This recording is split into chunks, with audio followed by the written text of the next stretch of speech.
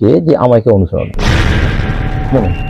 তো অপেক্ষা করেছো, সেখানে একটু থেমেছো, তাহলে তো এই ঘেমে যাওয়ার ব্যাপারটা সাধারণভাবে ঘটে না। না না কিছু একটা সাদা মতো নিয়ে হট করে সরে গেল, কিন্তু আমার তখন সাহস হয়নি যে আমি ঘুরে গিয়ে ওটাকে দেখতে যাই। চলে গেছি, দূর থেকে দৌড়ে এসে আমি ওখানে আটকে গিয়ে যেতে পারি।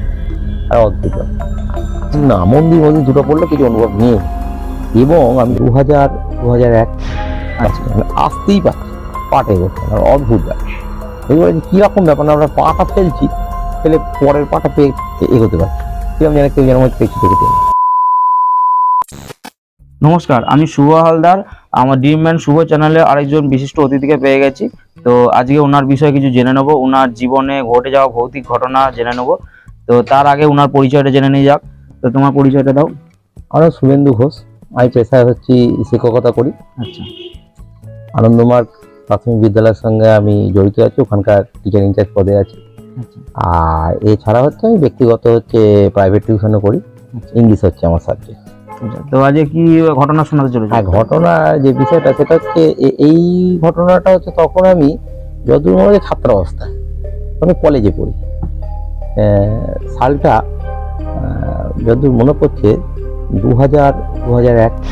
আচ্ছা, এই সময়কালের 23 সাল আগের ঘটনা। হ্যাঁ, 23 সাল আগের ঘটনা। তখন কলেজে পড়ছি আমি, 98 উচ্চ মাধ্যমিক পাস করে কলেজে ভর্তি হয়েছি। এবং মানে একটা ক্লাস 7-8 পড়াকালীন থেকে আমার কাছে একটা আর্থিক সমস্যা একটা ছিলই আমাদের পারিবারিক। আচ্ছা, যে আমি উচ্চ মাধ্যমিক দেওয়ার পরপরই, সেই বিভিন্ন লড়াই করে উচ্চ মাধ্যমিক দেওয়ার পরপরই আমি তখনকার সেই সময়তে মানে ফেয়ার জব হিসেবে আমরা ক্যাটারিংকে বেছে নিয়েছিলাম যে ক্যাটারিংটা করবো। তো সেই ক্ষেত্রে বিষয়টা আমার জায়গাটা এমনই ছিল যে আমার তখন সাইকেল ছিল, এবার আমাদের নিজস্ব পাড়াতে একটা ক্যাটারিং ছিল। তার বাইরেও আমি যেন ওই পাড়াতে হয়তো মাঝে সাঝে 2-4টে করে ক্যাটারিং হয়। তখন ওই পাড়ার ক্যাটারিংটা ছিল মূলত হচ্ছে যে পাড়ার অনুষ্ঠান হবে এরকম একটা ব্যাপার। তো আমি যখন কাজ শিখি তখন আমার বাইরে যখন আমার একজনকার সঙ্গে পরিচয় হয়, তো কানলারি সে আরেকটা পাড়াতে বাড়ি, তার স্ত্রী হচ্ছে প্রাইমারি স্কুলের হেড টিচার ছিলেন, তার ছেলেকে পড়ানোর সোর্সে আমার সঙ্গে পরিচয় হয়েছে বলে হ্যাঁ তুই কেন আমার কাছে কাজ করবি। সেখানে যখন কাজ করতাম ওনার ম্যাক্সিমাম কাজের ক্ষেত্রে ছিল ধাত্বিকগ্রাম। আচ্ছা, ধাত্বিকগ্রাম বা ধাত্বিকগ্রামের পর উনি কানলাতে হয়তো হাতে গোনা 2-3টে কাজ করেছে। তা সেই সময়কালেতে এবার মানে ওনার বাড়িটা হচ্ছে মদন সিনেমা থেকে একটু এগিয়ে গিয়ে একটু মানে ছাড়িয়ে চলে গেলে যারা পুকুর পেয়েছে, পুকুরের পাড় দিকে গড়িটা ঢুকছে, বরুণদা আঁকা থেকে ঠিক বরুণদার বাড়ি পড়ে কালনা এরিয়ার মধ্যে। কানলা যাবে। তবে আমরা মেন রোডেতে গাড়িটা এসে দাঁড়াতো, তখন যা আমরা কাজে যেতাম ওই ম্যাটাডোর বা ওই ধরনের গাড়ি করে যেতাম। তা ওই গাড়ি এসে ওখানে দাঁড়াতো, এবার মালপত্র নেওয়ার পর ওই মানে আমাদের মালিকের নাম ছিল অরুণ ব্যানার্জি, আমরা অরুণদার বাড়িতেই সাইকেলগুলো থাকতো। বা আমার সাইকেল হয়তো কোনোদিন নিয়ে গেলে, আমার পাড়াতে আমার এক বন্ধু ছিল, তো তার বাবা মরে যাওয়ার পর তার বাবার সাইকেলটা পড়েছিল, সে সেটাই চালাচ্ছিল। তো বলো আমার যেদিন লাগে না তুমি নিয়ে চলে যাবে। তো এরকম একদিন তার সাইকেলটা খারাপ হয়ে যাবে, সে বললো আমার তো কিছু সাইকেলে লাগবে, দরকার আছে।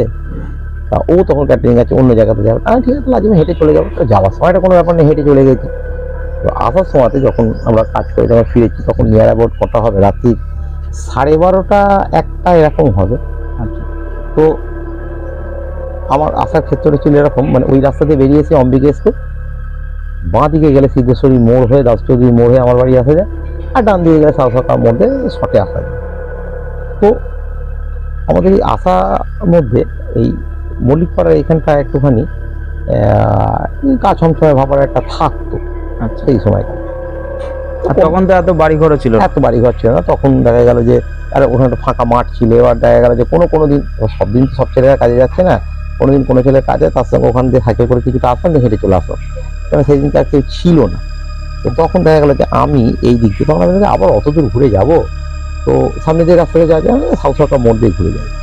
তো যখন মোটামুটি সাউথ সরকার মোড়টা ক্রস করেছি, যতদূর আমি মনে করছি সাউথ সরকার মোড়টা যখনই ক্রস করেছি, যে একটুখানি মতন হেঁটেছি, এই মিনিট 2-3, আমার যেন মনে হচ্ছে যে আমাকে অনুসরণ মনে।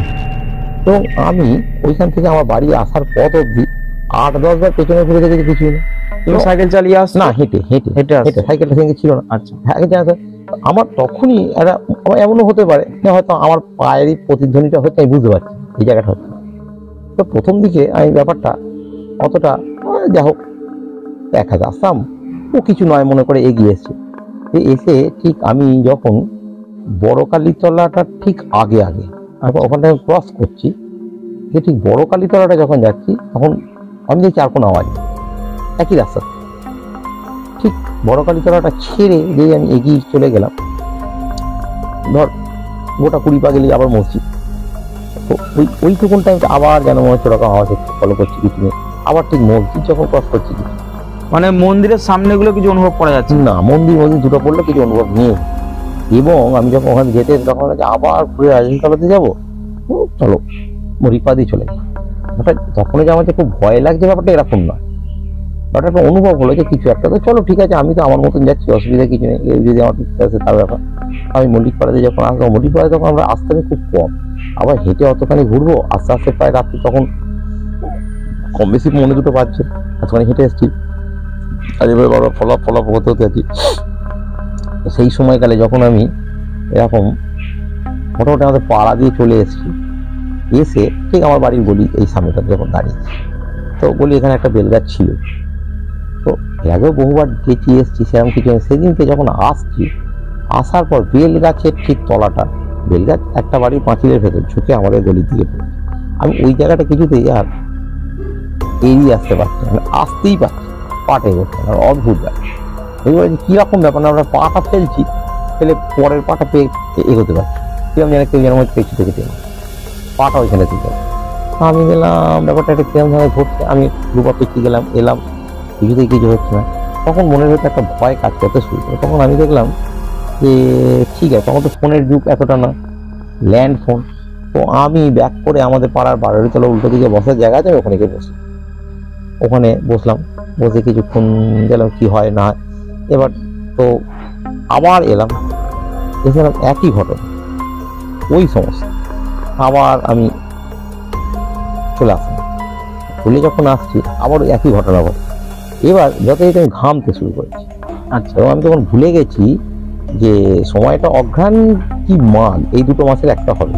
আচ্ছা, তো আমি ভুলে গেছি এটা শীতকাল, আমার গায়ের যে ইয়েটা ছিল, গেঞ্জিটা সেটা তো আগেই খুলে ফেলেছি, এবং যথারীতি ভেতরে গেঞ্জিটা ভিজে গেছে, জামাটাও আমি খুলে ফেলি। তখন আর এখনকার মতন এরকম আলাদা ড্রেস ছিল না, তখন সাদা জামা কালো প্যান্ট। তা আমি ওখানে তো খুলে সব বসে আছি, রীতিমতো গলা ফলা ঘেমে গেছে, হাতে পরিবেশনের রুমাল দিয়ে মুছছি আমি। যে মহা মুশকিল করা হলে তো যেতে পারছি না, এইরকম ঘটনা তো আগে কোনোদিন ঘটেনি, মানে কিছুতেই, মানে এইরকম প্রায় কম বেশি 8 ঘন্টা থেকে 40 মিনিট আমি ট্রাই করেছি, করে যখন হতে না, ট্রাইটা এমন ছিল আমি দূরে চলে গেছি, দূর থেকে দৌড়ে এসেছি, এসে আমি ওখানে আটকে গিয়ে যেতে পারি। আর অদ্ভুত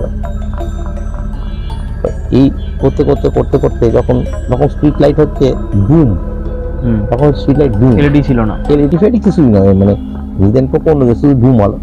যখন মোটামুটি মানে অনেকক্ষণ পর যখন আমি দেখতে পারি নিজের ভেতর, তখন একটা প্যানিক সৃষ্টি হচ্ছে, কি রাখতেও পারছি না, কিছু বলতেও পারছি না, কিছু করতে পারছি না, এইরকম একটা সিচুয়েশন আছে।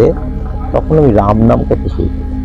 তো এসে যখন আমি দিক থেকে দৌড়ে এসে যখন এসে মানে তখন টপকে গেছি, তখন খুব দৌড়েছে মোড়ের কাছে দাঁড়িয়ে, ওইখানটাতে আমি একদম পুরো রাস্তার গোড়াতে কিছু একটা সাদা মতো নিয়ে হট করে সরে গেল, কিন্তু আমার তখন সাহস হয়নি যে আমি আবার ঘুরে গিয়ে ওটাকে দেখতে যাই। আচ্ছা, এরকম করতে এসে সোজা বাড়িতে আসি, বাড়িতে এসে রীতিমতো দরজা মানে ভুলে গেছি যখন অত রাত, মানে কম বেশি তখন প্রায় 2:30 পৌনে 3টে বেজে গেছে প্রায়, মানে এতটা রাত মানুষজন কবরে ঘুমোচ্ছে, আমার যেটা ব্যাপার থাকতে এসে আমি হালকা করে ডাকতাম, কারণ আমার মা হঠাৎ করে ডাকলে একটা বুক ধরপড় করতো, তোমার মাথা থেকে আউট হয়ে গেছে, এখন মাথাতেই কিছু নেই, একটা সিচুয়েশন। তখন আর কি প্যানিকটা পুরোপুরি ছেদ হয়েছে, মানে প্রথম দিকে অতটা বোঝার ব্যাপারটা ছিল না, দিয়ে যথাযথ দরজাটা যখন ধাক্কা দিচ্ছি তখন তো বাইরে হয়ে হ্যাঁ খুঁজছি তাড়াতাড়ি খুব দরকার, খুব ন্যাচারাল এসে বাইরে হয়েছে পায়খানা পেয়েছে, এরকম তাড়াতাড়ি করছে। খোলার পর যখন আমি ভেতরে গেছি, মা বলছে আমি ঘেমে গেছিস, তখন যখন গোটা ঘটনাটা বলছি, দরজাটা দাও, গোটা ঘটনাটা বলছি, তখন তারা ব্যাপারটা। এইসব ঘটনাগুলো দেখবে প্যারানর্মাল অ্যাক্টিভিটি যখন হয় না, তখন বিভিন্ন সময় সিচুয়েশন অন্যরকম হয়ে যায়, মানে খুব গরম লাগে, নাহলে খুব মানে ঠান্ডা একটা অনুভব হয়, এরকম একটা অনুভব হয়। এই ঘেমে গেছি, মানে একটা অঘ্রাণ মাস কি মাঘ মাস, মানে অঘ্রাণ মাসে হালকা শীত হলে সেটা যথেষ্ট করে শীত থাকে, হেঁটে আসতে শরীর গরম, মানে এরকম গরম হবে না, এই ঘেমে চান করে আমার ভেতরে গেঞ্জি মানে স্যান্ডো গেঞ্জিটা পর্যন্ত ভিজে ওই জায়গাটা আছে। তারপরে যখন তুমি বারবার ট্রাই করেছো, তার আগে কিছুক্ষণ আবার ফিরে গেছো কিছুটা পর, একটু অপেক্ষা করেছো, সেখানে একটু থেমেছো, তাহলে তো এই ঘেমে যাওয়ার ব্যাপারটা সাধারণভাবে ঘটে না, না বরং শীতকালে এরকম না, অঘ্রাণ কি মাঘ আমার সঠিক মাসটা মনে পড়ছে না, মানে মাস্টে দুটোর মধ্যে একটাই হবে, এর বাইরে নয়। শীতকালে ক্যাটারিংই ছিল। তো আজকে ওনার মুখ থেকে শুনে নিলাম ওনার জীবনে কিছু ভৌতিক ঘটনা। তো তোমরা যদি আমার চ্যানেলে এসে এই ধরনের তোমাদের নিজস্ব জীবনে ঘটে যাওয়া কিছু ভৌতিক ঘটনা শোনাতে চাও, তো আমার কমেন্টে গিয়ে কমেন্ট করো, তোমাদের সঙ্গে পরবর্তীকালে যোগাযোগ করে নেবো। আর তো হয়তো এর পরের ভিডিওতেই তোমাদেরকে দেখা যাবে, তো তার জন্য তোমরা অপেক্ষা করে থাকো।